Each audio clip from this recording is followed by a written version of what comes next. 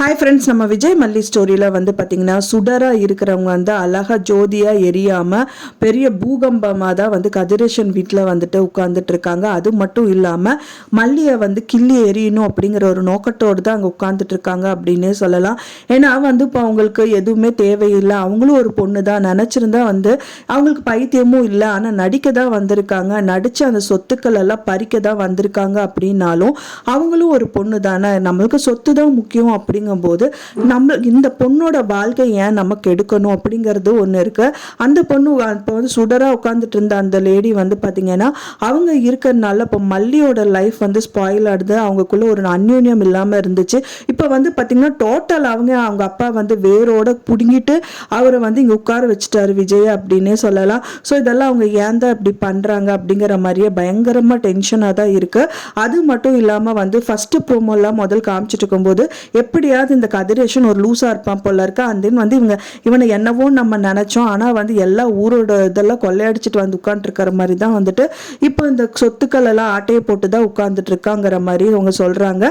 சரி, இந்த சொத்துக்கள் எல்லாம் ஒரே இடத்துல கொள்ளையடிச்சிட்டு நம்ம இங்க இருந்து தப்பிச்சு போயிடணும் அப்படிங்கிற மாதிரி தான் சொல்லியிருந்தாங்க.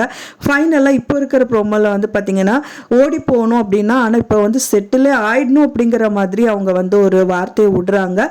ஏன்னா வந்து அவங்க பொண்ணு மாதிரியே இருக்கிறதுனால வந்து பார்த்தீங்கன்னா அவங்க வந்து பார்த்தீங்கன்னா சுடருங்கிற பேரில் இருக்காது, ரேணுகாங்கிற பேரில் சொத்து எழுதி கொடுப்பாங்க.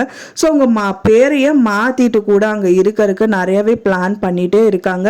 ஸோ அவர் வந்து இப்போ வரைக்குமே சொத்து எழுதி கொடுக்கறது அப்படிங்கிறதெல்லாம் இப்போ வரைக்குமே வந்து ப்ரோமோவில் எதுவுமே காமிக்கல.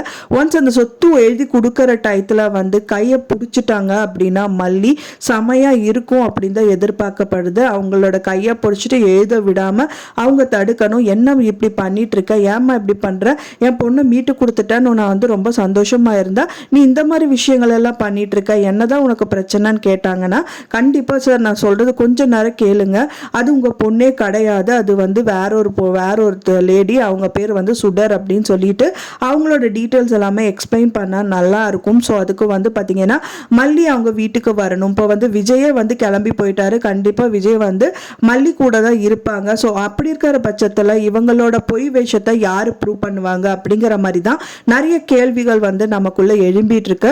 இப்போ இருக்கிற கட்டத்தில் வந்து பார்த்தீங்கன்னா நிஷா அண்ட் கதிரேஷன் மட்டும்தான் அங்கே இருக்காங்க. ஸோ அவங்க வந்து விஜய் போனதுனால வேற ஏதாவது அவங்க விஜய் கூட்டிட்டு வரக்கு ஏதாவது ஒரு விஷயங்கள் பண்ணுவாங்களா இல்லையா அப்படிங்கிறது தான் தெரியும். ஸோ வெயிட் பண்ணி பார்க்கலாம் ஃப்ரெண்ட்ஸ் என்ன நடக்குது அப்படின்னு சொல்லிட்டு. நான் சொன்ன இந்த தகவல் உங்களுக்கு பிடிச்சிருந்தா மறக்காம லைக் பண்ணுங்க, ஷேர் பண்ணுங்க, கமெண்ட் பண்ணுங்க, சப்ஸ்கிரைப் பண்ணுங்க. மேலும் இன்னொரு மல்லி சீரியல் அப்டேட்டோட நெக்ஸ்ட் மீட் பண்றேன். தேங்க்ஸ் ஃபார் வாட்சிங் மை டியர் ஃப்ரெண்ட்ஸ். நெக்ஸ்ட் வீடியோவில் பார்க்கலாம்.